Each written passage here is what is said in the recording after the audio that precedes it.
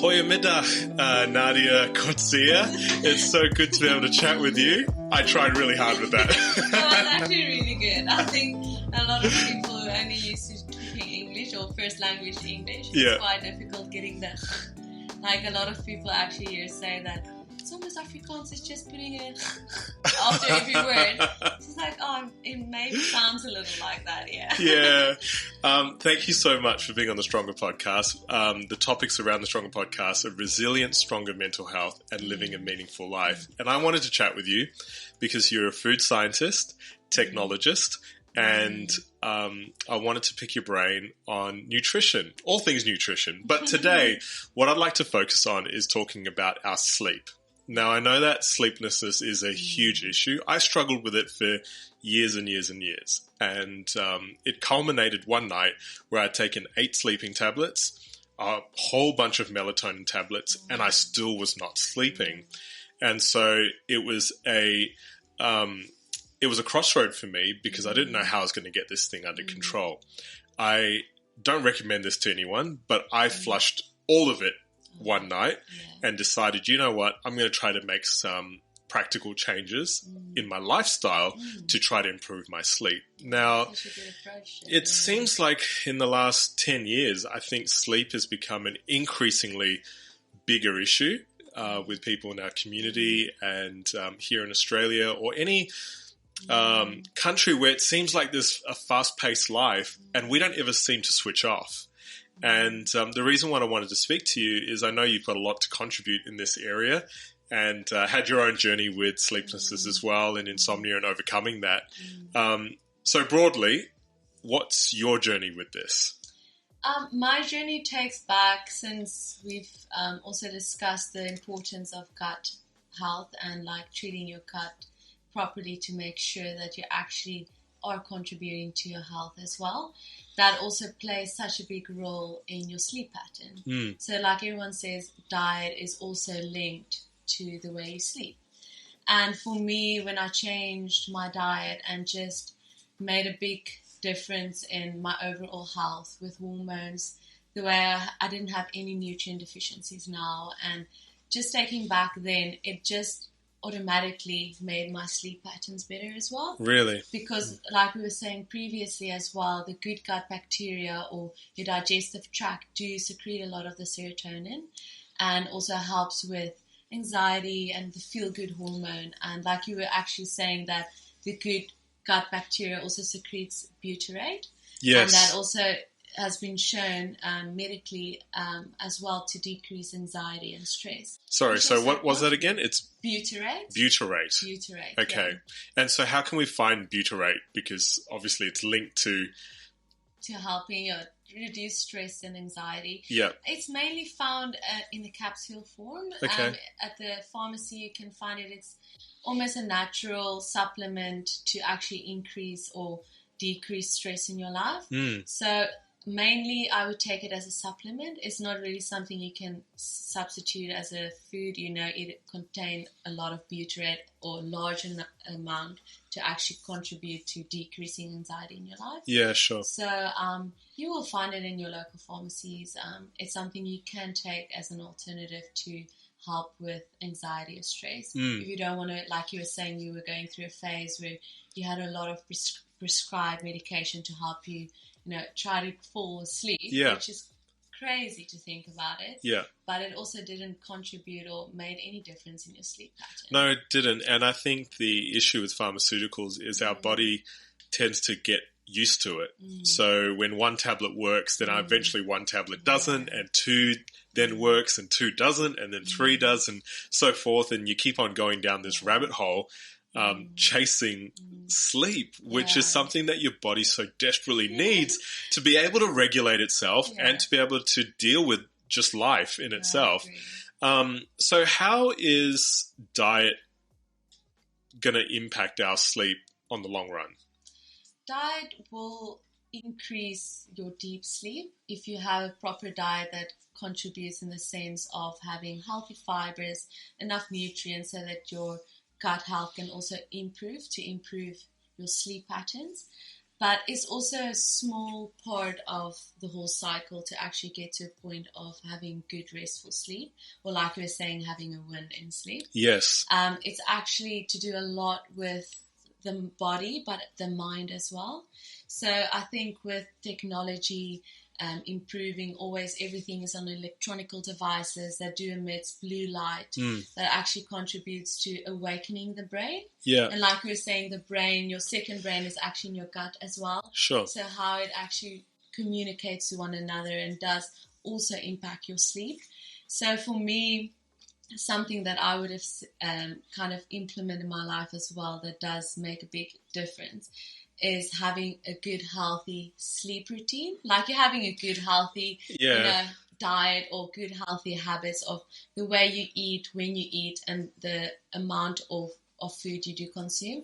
It's the same with your sleep pattern. So if your sleep pattern is kind of when you think about your newborn baby, not that I talk out of own experience, but just from a perspective of a sibling also having children. Yeah. It's just the first thing a lot of people can relate to this is you want to get that baby or newborn baby into sleep patterns. So sure, you can also you do. have That's right. more sleep and restful sleep as well. And as soon as you get them into that proper routine of falling into sleep, it just makes everything so much easier, you know, in the sense of having better sleep, managing a newborn child with your life itself.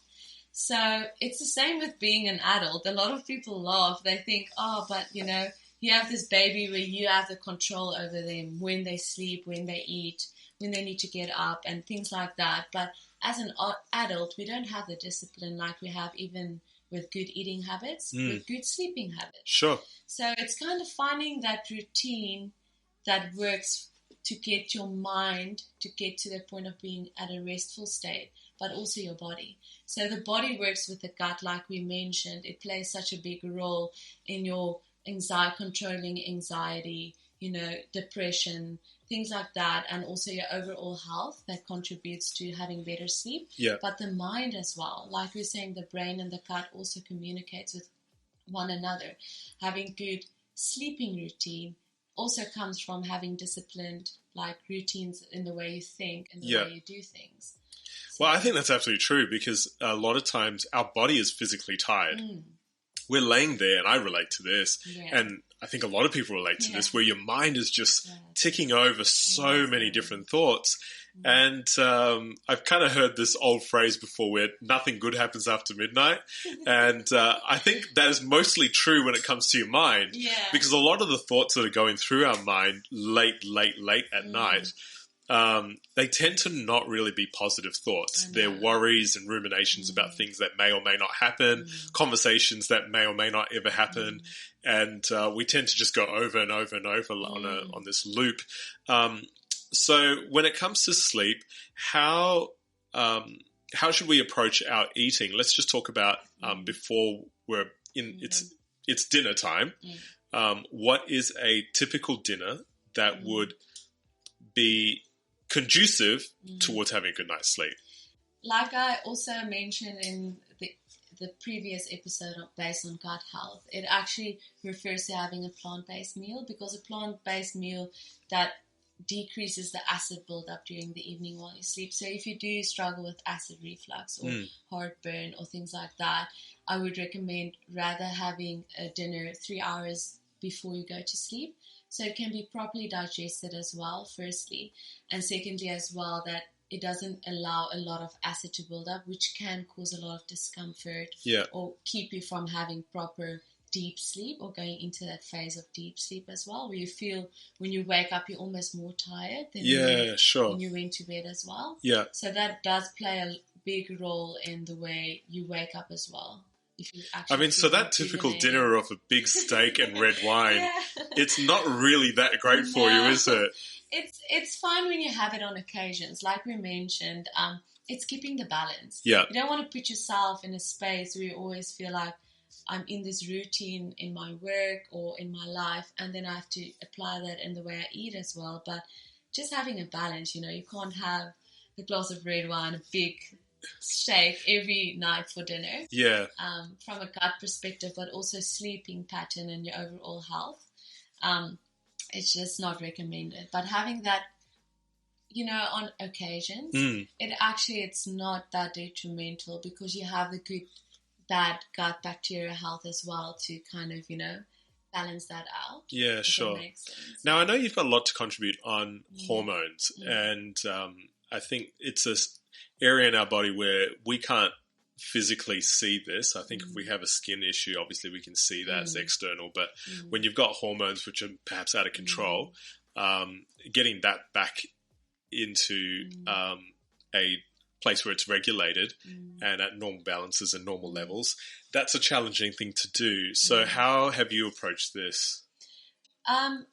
It's kind of like I was saying, circle of life. It's almost your body is so smart if you give it the right amount of fuel and the right kind of conditions in life as well, it will fluctuate and it will sort out whatever imbalances there are. So mainly if you do have hormonal imbalances, it's to do with a lot of external factors as well. Like we were saying, stress in your life plays a big role in hormonal imbalances, but also your fitness and your overall age as well where you go through. So it's a lot of external factors, so it's not always controllable. But like we said, when we do control the things we can, like your diet, your good habits in sleeping, managing stress, exercising regularly, it actually will help contribute to your hormonal balances as well. Sure. Because I also didn't have my period for such a long time because of my immune disease. I had autoimmune disease, or still have, Hashimoto. It actually changed everything when I contributed proper nutrients in my diet and excluded a lot of things that were causing the flare-ups in my life as well. Yeah. And just having better restful sleep, better nutrients, then my hormones just balanced out by its own. Really? I didn't take any medication because I've seen a lot of gynecologists and they wanted to put me on a lot of birth control just to get me into that cycle. But it's kind of treating the symptom and not the cause. Sure. Like you were saying, even with your sleeping, when you're actually just taking medication to put you to sleep, it's not really getting to the core. Why are you not falling asleep? That's true. It's not because of the medication. And that's probably the best question to ask is, why am I not falling asleep? Because when you can ask that question, the answers are what you really need to explore individually. I think one of the challenges when it comes to sleep is that you feel like, I've tried everything. And the reality is it's probably a lot more simpler than what you think it is, but it's about discipline, isn't it? Yeah, no, definitely. I think with sleep, it's actually something that contributes, like your lifestyle actually contributes so much to the way you sleep. And there is a lot of other factors, like we were saying, your gut and your diet, and then also hormones that do play a big role in your restful sleep. But by just applying good habits before you go to bed and being kind of disciplined in that way, getting into a better routine, even when you get back to, the gym after not exercising for a long time or going for a run, it's quite challenging, Yeah, the it first is. 2 weeks you feel like, I just want to stop. This is terrible. Yeah. And hating every second of it. But after getting into that proper routine, it's almost like addictive. You want to exercise, you feel better. It's just so rewarding. Yeah. And it's the same with sleep. It's just getting into that disciplined routine where you find like, okay, this time of the day, I need to do this. I need to be disciplined. Me and my husband, we have a no phone zone in our room, which is amazing because not just for our marriage, but also out of a perspective for better sleep. Because what is kind of the last thing you do before you go to sleep, Jeremiah, and put off the light? I mean, tend to I've probably just watched a TV show or I've watched some sports or some sort. Yeah. But regardless, it's going to be a screen. You're right. Yeah. Electronic that, like I was saying, that emits blue light that actually, if you think about it, your whole day, mainly, you always have your phone on you. Yeah. So almost most of your day, you're looking at a screen and your brain is active. It's always like stimulating things and keeping it awake.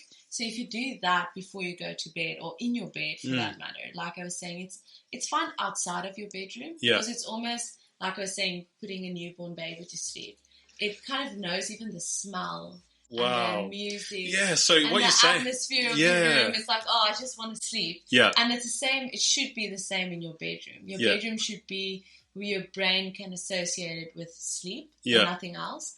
So that's why I kind of do everything outside of the bedroom besides like, oh, in the bedroom, I really just want to have either intimacy with someone in your marriage or, you know, you just want to have good sleep. It's not for something else. And a lot of people kind of eat in their bed, which is terrible habit to have, is sitting in bed. You know, we all have those like little cupboards at the side. You like take out a block of chocolate or something you're snacking on. Sure.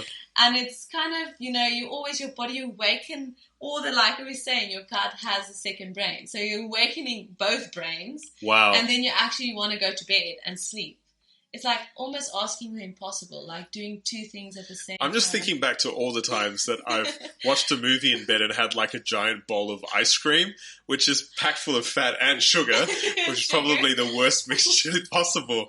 And then I'm trying to fall asleep after that. Yeah. That's a really tough ask. No, exactly. Like I was saying, it's just being disciplined. You know, it's not that bad. If you're not tired, rather, like you're saying, enjoy some sports on the television or do some reading, even better, like move away from the electronic devices, rather take a good book or, you know, just read, go through something that actually you find interesting and relaxing as well. Sure. Something else I also do is nighttime stretches, which has been amazing because, like I've said, you kind of want the mind to switch off, but also the body. So during the day with all the stress and tension on the mind and the body as well, you do store like stress between joints and muscles as well that causes tension. So by stretching and deeply breathing at the same time, almost like yoga as well, practices of yoga, but you actually release stress, but also tension from the muscles. And it also shuts down the brain when you do the forward bends, like almost when you lie flat on your face, you know, when you bend forward and stretch. That actually calms the mind and it puts it in a state of restfulness. Yeah, you've mentioned this to me before. So you're talking about that forward movement, that forward stretches. Forward folds, like almost when you sit, like you would sit on a chair and you would just bend forward and like try to touch your toes, or just even, you know, you're just on your tummy like that, sleeping like that on your hands. And it just shuts down the brain. And just try to like breathe and not think about anything. You know, try to shut down your brain. Like you were saying, mainly you can feel tired when you're in bed, but then still your mind is going on and on like a roller coaster. It's never stopping. And it's because you're in that state, or associate your bedroom as well, or the habits you have, the same in your what you're going through, your day-to-day job, or, you know, when you have your electronic device on you, it's always active. And when you have those little and it's a message coming up, it's like your brain just, you know. Sure. And it's the same when you go to bed as well. So, I'm going to ask you this in the context of nutrition, but there would be an experience that I'm sure a lot of people relate to, which is you've slept, but you wake up tired. Yeah. You wake up, you feel cloudy or foggy, and you still feel tired. In regards to nutrition specifically, how can we take a look at what we're doing and perhaps alter it? What is probably happening in this scenario? It can be a lot of things. I know personal experience, I had a lot of adrenal fatigue as well. Sure. And that was mainly because I was very busy and I wasn't sleeping a lot, and I had a lot of nutrient deficiencies as well. So kind of your kidneys get to that point of adrenal fatigue. And it's a lot of the cortisol, the bad stress hormone, that actually increases in your body as well, that prevents you from, like you were telling, almost like saying about waking up and feeling so tired. Yes. And that with the thyroid as well, and then contributing to iron deficiency. It was like three things. That first symptom is really tiredness. So I really struggled with that a lot. And it's a lot to do with, like we were saying, the whole balance of everything, getting it back into perspective to see what is the main source of that tiredness waking up. Sure. But in a perspective of nutrition and diet, like I was saying, it can be a lot of acid buildup in your stomach. So if you have a diet high in red meat, or consuming a lot of red meat, saturated fats, processed food, things like sweeteners that do disturb the microbiome, it actually contributes in the long run as well to having acid buildup, imbalance between the good and the bad bacteria. Yeah. And that also prevents you from having good sleep patterns. Yeah, sure. So from a nutrition perspective, like we were saying, introducing more fiber, plant-based meals, having a balance in the amount of meat you're eating, like a flexitarian diet, consuming 2 to 3 times meat per week, which is not a lot for a lot of people that actually consume meat every day, maybe even twice a day. Yeah, that is very true. So ideally, when should be the last time that we eat something before we sleep? Recommended 3 hours to give it that proper time to digest and to actually, like we were saying, the brain in your gut as well to shut down. Yeah. Because a lot of people do eat just before they go to bed. And it's kind of like you were saying, asking the impossible, doing one thing, quickly digest the food and then quickly go to sleep. Yeah. It's just not going to happen, is it? Just gonna Yeah. And so you're saying, let's say I want to go to sleep at 10 o'clock. I should be eating at 7. And then after that, that's it. What do help is if you have something like a herbal tea. I don't know how caffeine affects you, but a lot of people react differently to caffeine. Well, like I mean, to me, I'm super sensitive. Same, I can't drink caffeine, so I grew up with rooibos tea, and the typical kind of South African thing is to have a lot of rooibos with honey, which is also contributes to sleeping better. It's high in antioxidants, no caffeine. Okay. So, a herbal tea like chamomile actually also helps to get you into that state of restfulness. Yeah. So even having that, and my sweet treat is having dark chocolate. I know a lot of people say it does contain the caffeine as well, but the feel-good hormones. For me, having 2 blocks of like dark chocolate is something that actually does calm me down, and I can enjoy even an hour before I go to bed. Yeah, sure. So personal preference, that's something which is high in antioxidants. It's nutritious. It has the least amount of sugar compared to any sugary treats you'll find. Wow. Because chocolate, a lot of dietitians actually recommends giving chocolate to your children rather giving them those little jelly sweets because they're very high in sugar. Sure. Which chocolate actually does not contain a lot of sugar compared to the other treats out there. Yeah. Wow. Okay.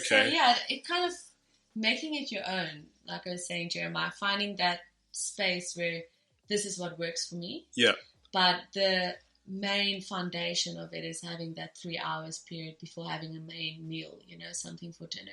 If it's a vegetarian stir fry or whatever you like to have in dinner, Thai. Yeah. Thai is always good if you have it with all your veggies. You can introduce some tofu, some rice, which is high in fiber. Yeah. But still, it's easy to digest. Yeah, absolutely. So I know it's another thing that we all know, but we don't do, and that is drinking enough water. Yeah. So how is that important and tied into sleeping and also feeling good? Yeah, it's just allowing your body, like we're saying, it's so smart. It can regulate your pH, your acid balance, and also just get rid of toxins. So by just properly hydrating this amazing body you have, you give it the capacity of eliminating stress, toxins in your body, cleaning your bladder, and also just regulating pH, like we were saying, the acid build up in your stomach. So sometimes when you go for a long period in the day not consuming any food or even just coffee, which also dehydrates your body, so it actually increases acid, and that acid buildup can lead to having feelings of nausea. Sure. That you can relate with, and then that can actually also prevent, like we were saying, the acid buildup can lead to, in the long run, even arthritis, chronic diseases like that are caused by your diet as well. Yeah, sure. So that all contributes to your sleep at the end of the comfort you have when you sleep. You don't have heartburn or any acid reflux because of what you're consuming throughout the day. Yeah, I mean, I love that analogy that you've provided of just putting a baby to sleep.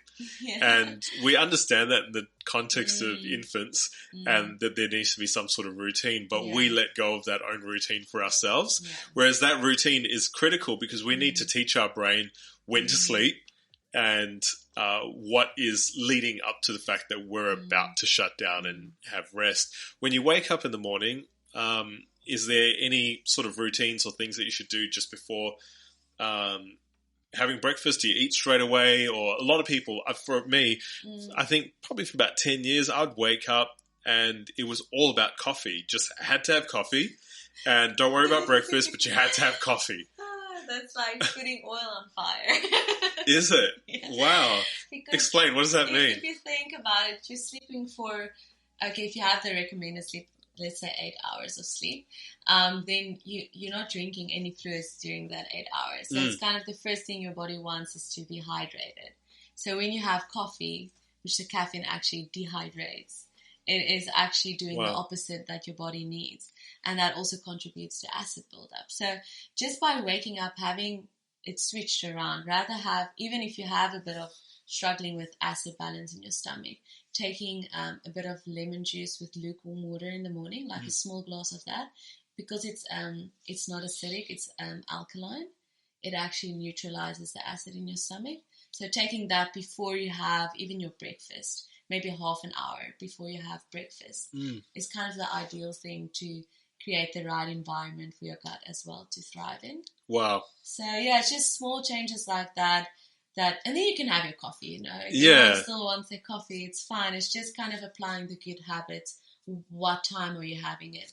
Even people that's struggling to sleep, rather either eliminate caffeine or have it very early in the morning and then be disciplined and not having it after a certain time in the day as well. Yeah, sure. So, how about that sleepy feeling we get in the afternoon where, kind of want to nap, but we're at work, we're supposed to be, that low. After having a lunch and everyone's just like, oh no, I have to sleep now. Yeah, so how can we practically avoid having that slump in the middle of the day? That is kind of like we were saying, that blood sugar spike you have in your glucose as well. It depends on the type of sugar and the type of carbohydrates you eat. They will either give you that high and that low, and the same with caffeine. Yeah. So if you're eating more foods that are actually regulates the GI tract, so it's actually low GI.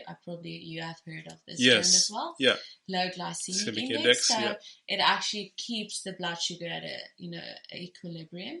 Where if you go into high sugary foods, like you're saying, very sugary treats, high carbohydrates, fast food, things like that will give you that high and then that low, especially during the middle of the day.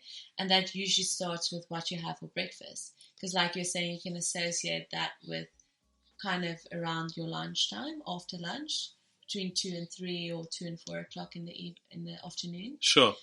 It depends on what you are giving your body to consume and to feed on in the morning, because that will play a big role in how stable your blood sugar will be during the day as well. Yeah, wow, that's interesting. Just to shift gears quickly for a moment, you run long distances. So how many times a week do you do, 20 kilometers or thereabouts? We've been, me and a friend of mine, Darcy, we've been training for kind of a marathon, trying to challenge our mental capacity of what we think we can achieve. Yeah. So we've been trying to run. It's mainly, we'll have at least one run, which will be 12 kilometers, and then we'll do the longer one, which will be 22. So we'll run between 27 or 37 and 40 kilometers a week. So it's quite a lot, but we'll also switch it up by doing a bit of interval training and things like that, and stretching as well. So for people who are doing different forms of exercise, what time of the day are you doing those runs, and what do you eat before and what do you eat after? Usually we train in the morning. Okay. Because of just routine and kind of work and life balance as well. Yep. So before a run, I usually have, like I mentioned, the teff, which is quite a light Ethiopian grain, high in nutrients and iron, but also plant-based protein, so it's easy to digest. You can even have half a portion. Kind of the trick is to do rather half a serving than a full serving, especially if you're running a distance of 20 kilometers plus. Yeah. And then a banana as well. I think it's such an Australian thing that people here do like. I've just noticed, do like snacking on bananas. Yeah. It just gives you that bit of, that sugar you need, and it's also easy to consume and to use energy as well. What's the gap between this meal and starting the run? Probably 35 to 45 minutes. So you can even do an hour before you run if you feel like maybe it will influence your exercise as well. Okay. But it depends on your digestive system.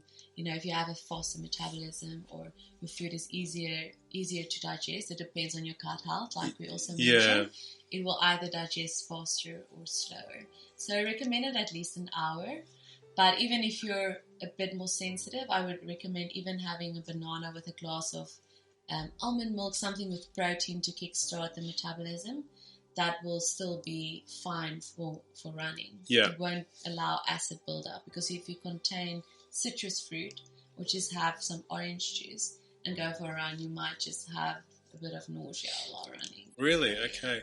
And after the run, what do you do? Usually after the run, I'll have a big proper protein breakfast, something like buckwheat bread or something nutritious whole grain bread with avocado, pepitas, which is also such a good seed to use, and some poached eggs. I like my eggs as well. So then you can have a proper meal, kind of your brunch as well, just to put back what you've taken out of your body as well. That's brilliant. Nadia, thank you so much for this conversation. It's been really interesting, and I love what you're conveying and sharing, and it's been incredible. Thank you so much. It's a pleasure. Thanks for having me, Jeremiah. I really enjoyed it, and think the topics are just something I really can relate with. So that's brilliant. Thank you.